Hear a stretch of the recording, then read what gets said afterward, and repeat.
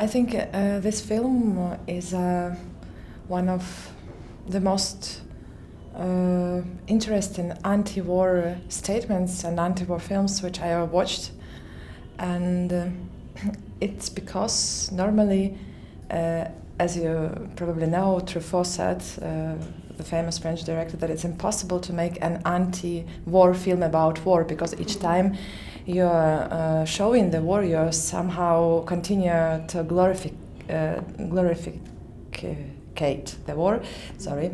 And it's interesting in this movie that it's an anti-war movie, it's a movie about the war, but you won't see the war on the screen, and you would just see the people's lives and how the war really influences this connection between people, the kind of communication between people, and actually like radically changes the people's life. And that's why I think it's interesting, and it proposes in you actually strategy resistant the violence. I think this is a beautiful what this movie proposes to the world. I want to say that first of all, Sergei was a very tender and delicate person, very supportive and very open-minded. It was a big honor and a big happiness to have a chance to work with him, but even more it was a big happiness just to have a chance to become a friend and to communicate with him. And when I watched the movie, unfortunately he didn't watch the movie, but I was so happy that film is such a kind of medium that Sergei will stay with us forever until we will be alive, and I was really happy for him. And it was his first main part, and he dreamed so much about it. And it was the first part in his life when he was not used like stereotypically, because Maryna and me, when we first met, we like at once noticed this delicacy and this warmth which his personality was. And and everything this you really can witness on a screen, and he's very very, very generous person. So mostly with him I learned such normal human things, and of course it was very comfortable to work with him. He was a great professional. I'm used to be also a stage theater actress and performer, and sometimes on a stage take can last for 3 hours, for example. So I'm somehow get used to this lone existence without any stop, continuous existence. That's why I won't say that it would be too difficult for me, though sometimes it was challenging because it's not only long takes but very precise choreography inside the take. And Maryna really needed it to be done very precisely, like millimeters, but it was also very interesting because before we would start to do this discipline, repeat and take before, to invent the take, to invent the scene. Maryna would give us total freedom and believed our intuitions as actors, and that's why everything I would find in these long takes will be really created with me, with my body and my emotions. So it was challenging, but at the same time it was this mixture of freedom and then discipline. And that's what I love the best about working for these long takes. Oh, it depends on so many things. It's not only because of actors, for example, because sometimes very unexpected things can happen during the take, and the director would watch and say, okay, I want to change this and this. It's not only about actors, but usually, yes, we have to repeat, and but I also don't have problems with that, because acting profession is like being able to repeat as if it's for the first time, and each time as if there were no previous takes. So it's something like which I think is like professionalism, and but usually I don't have a lot of takes, probably. I don't know why, but probably I didn't work with the directors who has a lot of takes. But usually, like, I'm done with 7 max, I think. It was hard physically, first of all. I remember that really after, I think we had a lot, around, maybe not 7, but 5 takes, because after 5th take I said, no, not more. But it wasn't also so difficult because I was preparing a lot for this take, for this scene. Like during 2 months before we started to shoot, I was literally preparing my body and learning and studying what is going on with the women's body during. I cannot spoil, yes. No.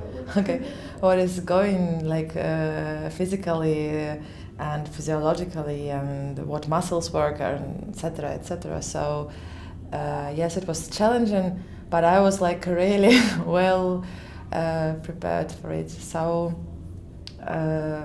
Yeah, but it was one of my favorite scenes in my career, because after that scene I really felt, this kind of I cannot explain it in words, like of emancipation, like as if I'm so free, like as if so many pressure go out of my body, and I had this some kind of catharsis actually, me as an actress after this scene.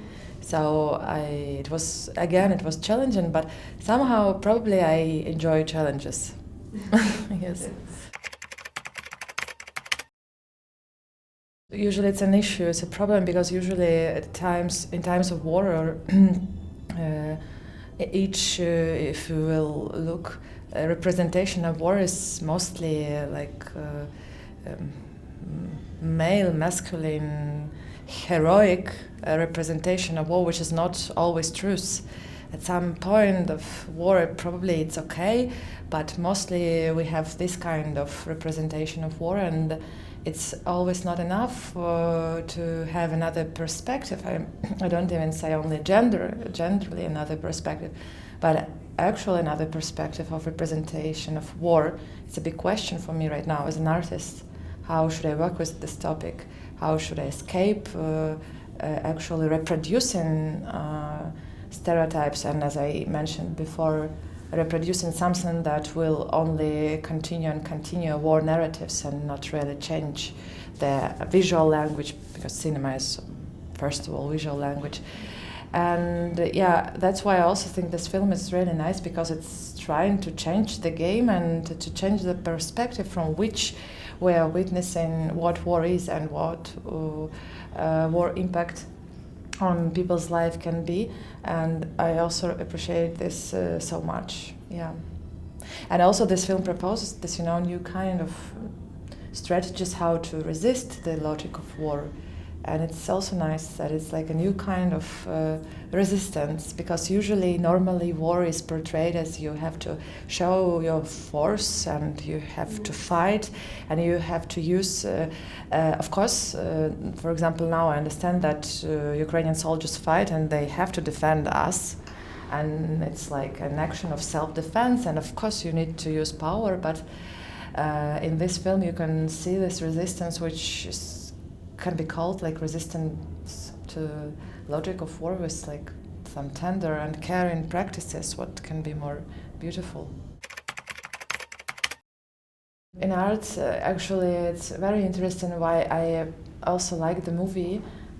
After I watched it at Sundance premiere, I liked the fact that these practices which this woman, main protagonist, use, practices of caring about house, about space, practices of being so loyal to her everyday pre-war rhythm of life, like this obsessive loyalty to this village rhythm of life, and these practices are becoming like her kind of resilience and kind of saying no to the logic of war.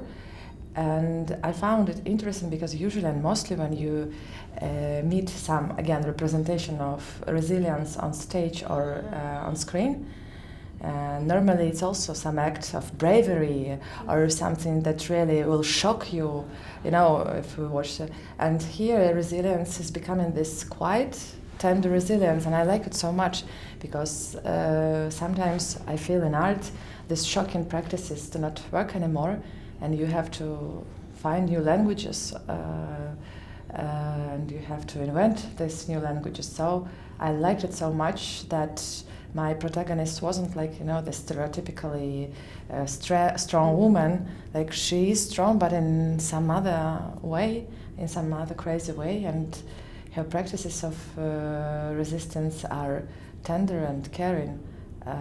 I enjoyed that. Yes. Thank you.